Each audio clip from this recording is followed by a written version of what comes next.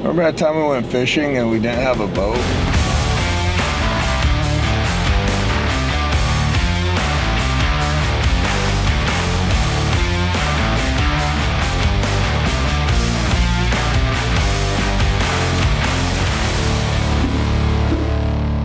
There's a miscommunication somewhere. No, I was like, no, I remember saying, I'll grab my boat because it's all ready to go. And you go, no, I'm doing some filming, so let me grab mine. I'm like, okay. You know what? Now that you say that, that rings a bell. But I'm not going to fully admit responsibility, though. I go, you can drive my boat if you want. You go, no, that's okay. Okay, that's where it went sideways, because I was like, no, you just drive your boat. I'm not going to drive your boat. That's where the miscommunication took place. Well, there's the first time for everything. Yeah, all right, well, I'll be back here in a little bit. See you, bye. Bye. Forgotten a lot of things in my life, Jack. Never the boat. We could have just got breakfast there at the Sexton and got drunk on Bloody Marys too. That would have been a good time. You know, I always tell people, man, there's not a single good story that starts with, we made this plan and it went so well. Never, ever.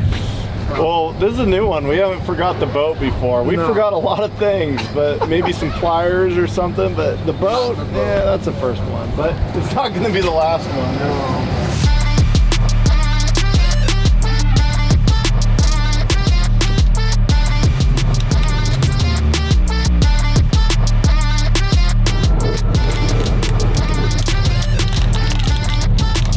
Easy peasy, man. It's go time. 2 beads of Clevis.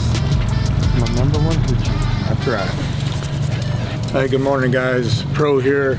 Welcome to another episode, and we are on the Willamette River this morning, trolling for, I guess we'll call it summer Chinook. I mean, we're in July. Yeah. And what we have in here at the mouth is we have a combination between cruise spring fish, which come in early in the season that are kind of milling around down here. Then you also get some summer Chinook that dive into this, kind of nose into this area here, or come behind Sauvy's Island there, and come up and get back to the Columbia River. So those are fish we're targeting. So you can definitely tell the difference between the two.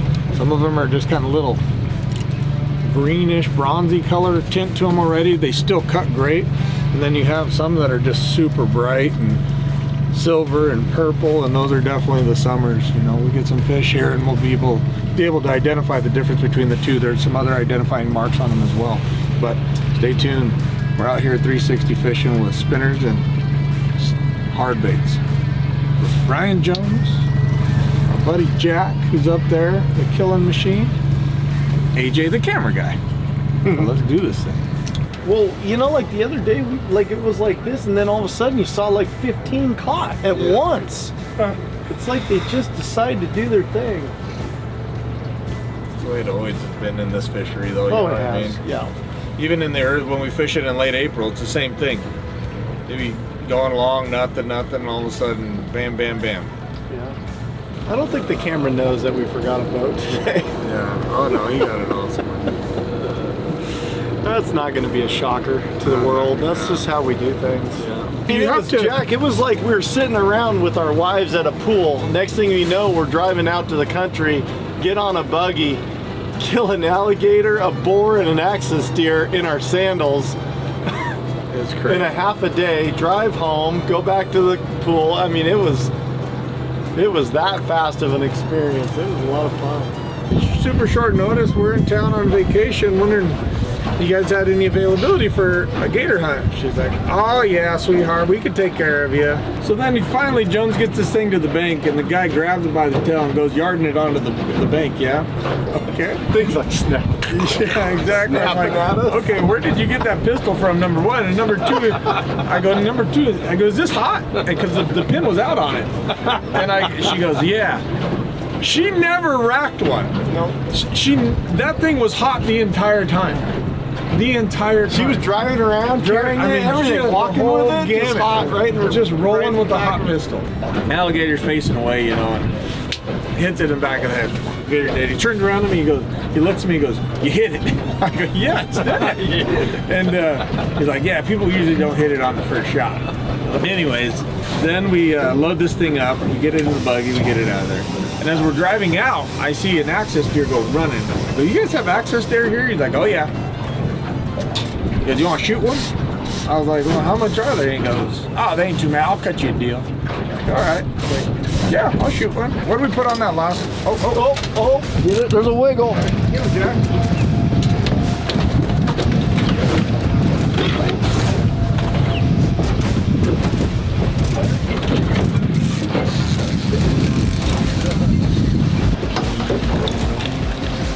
Eye to the sky, Jack. Got him. Yeah, baby. The old alligator story got him. Oh, yeah, buddy. Yeah, baby. Good job. Say hello to my little friend. I think it was the old Armageddon. Yep. That was crazy. I guarantee he came up, looked at it, and then following it around.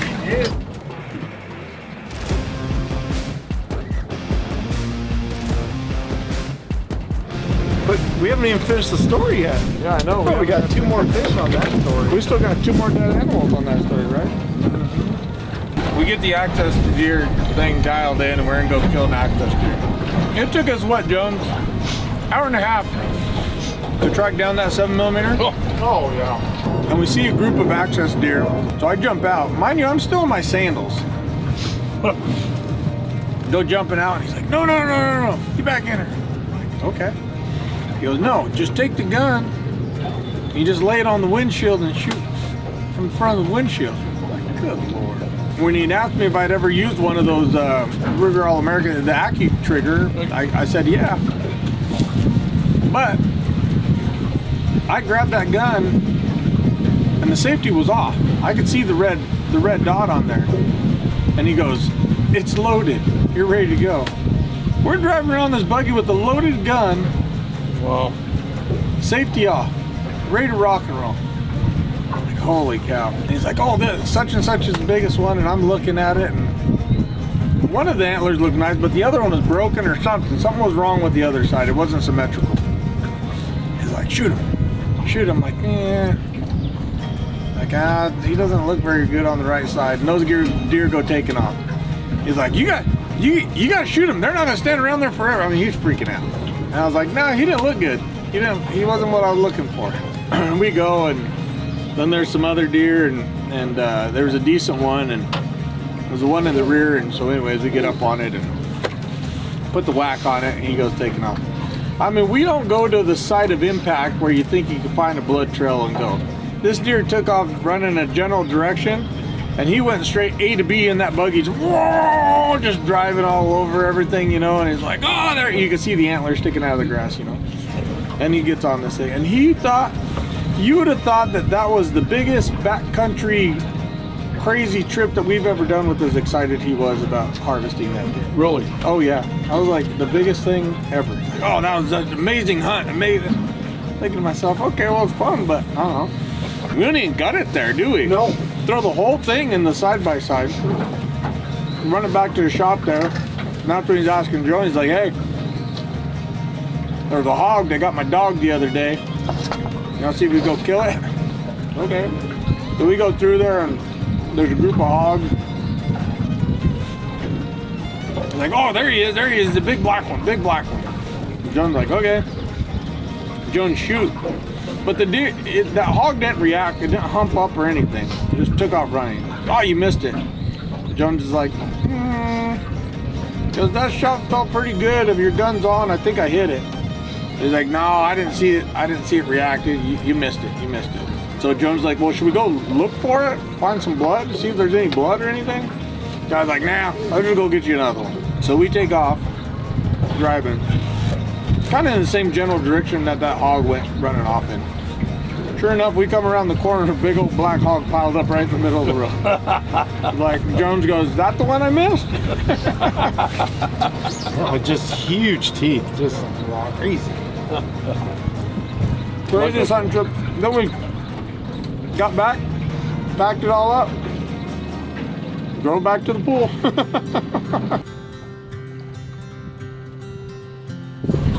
It's already noon 20. We missed the morning bite, by the way. There was obviously a bite going on when we got here. We're basically one boat away from it, right? One boat away from it. Yeah, we were one boat away from a morning bite. Oh well. Oh, hold on. Here you go, bro.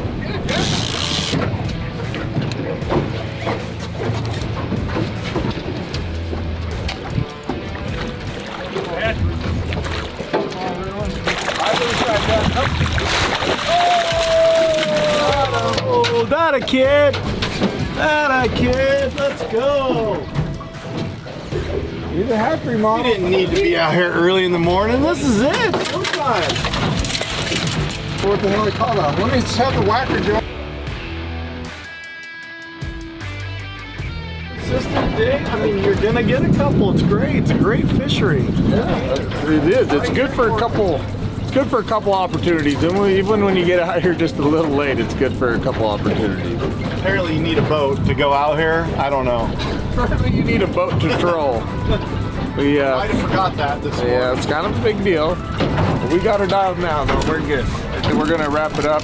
We're gonna go over when we get back to the dock here, and there's a little less wind. We'll go over the overall setup we're using today and the different products that we manufacture that support this fishery, along with every other 360 fishery.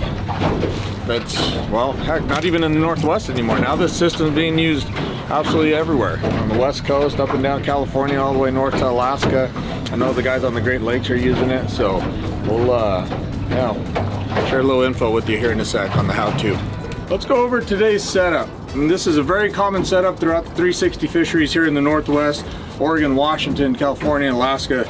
Everybody who's using a 360 flasher, this is a very, very basic, very effective setup. We start with our edge. This is a 360 model. They make a 942, 945, 1064, 1065. The difference is the lengths of the power. 4 power is their lighter power, 5 is their medium, and they do make a 6 power, but not a lot of guys use that for salmon fishing. In my opinion, it's a little too heavy. So stick to the 4s and 5s. This is a 10.5 footer. We got our Daiwa Solstice 15 here. And actually, this is a 20. Knew something was goofy. 65-pound braided line. And then all the components that we manufacture for this fishery. We have our VIP outdoor line lock, which is one of a kind. The cool thing about our line lock is that not only you clip your weight on there, so it acts as a slider for your weight, just in case you get that weight tangled in the net and the fish wants to run, you don't lose your fish. But secondly, and more importantly, on the back side of all of our line locks, it's machined out to slide over the eye of your swivel. Then we have our 6-speed chain swivel here. Now, what's nice about that is once the weight locks or positions the line lock over the eye of the swivel, all the spinning and twisting that takes place between your lure and your 360 does no longer is allowed to transfer up that main line. It all is absorbed within the 6-speed chain swivel and also the terminal tackle between your flasher and that 6-speed chain swivel. So a terminal tackle between your 6-speed chain swivel, your Dodger. We have our 360 bumpers in both 24-inch and 18-inch. This is 80-pound mono crimped on Mighty Mini stainless steel swivels. Then you have your 360 of your choice. This is a 406 tackle that we sell there on our website. Mighty Mini number 3 swivel. Then you come down to our pre-tied bumpers, our pre-tied leaders, excuse me. We have a couple different pre-tied leaders. This one in particular is the 30-pound 3-aught. This is what I prefer for the Spring Chinook fishery. We also have the 40-pound 4-aughts. They're tied with nush knots, just like so, to be able to remove that bottom hook and put a treble or just replace that hook. And we have one of our number 3.5 Colorado blades in this case. Detachable clevis, couple beads, hoochie, and a bead under the hoochie, and that's it. We don't tip it with bait. I have before, we put like a coon shrimp on there or chunk of anchovy, chunk of herring if you'd like, but that is the basic setup. And this Willamette River fishery is such a long fishery. You can start fishing it in March. Well, heck, I know guys who catch fish in February. The diehards that get started that want to say, I caught the first fish of the year, they're in that Willamette in February. But April's a great time frame. May's a good time frame. June is kind of hit and miss. I'd say June is the most hit and miss month in the Willamette fishery, but then in July, I swear it kicks off again. Anywhere from Cathedral Park, which is St. John's Bridge, all the way out to the mouth, all of that is provides some really good opportunity. So it's nice, it's local, convenient, easy, relaxed, and it's good. If you have a variety of different blades out there and you get it honed in every day, it's good for a few fish a day. So we got a couple today. We did get a late start because we forgot, two of us forgot boats. So we went back home and got boats, but we're gonna get these fish cut up and we are gonna get going and get on the road. Oh, dude, it looks great. So check this fish out. I mean, it's already got some color. It looks a little narrow in the belly. I would consider this like a true Willamette springer that just been milling up and down the river. I'd almost venture to say that the eggs are gonna be developed on it.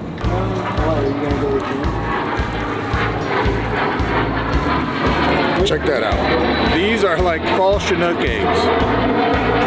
Already a little developed.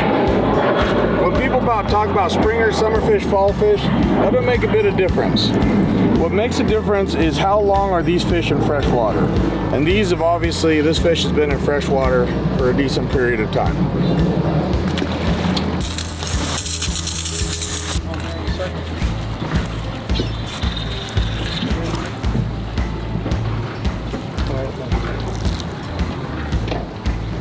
It's a nice chunk of meat for you. Yeah, perfect. For middle of July?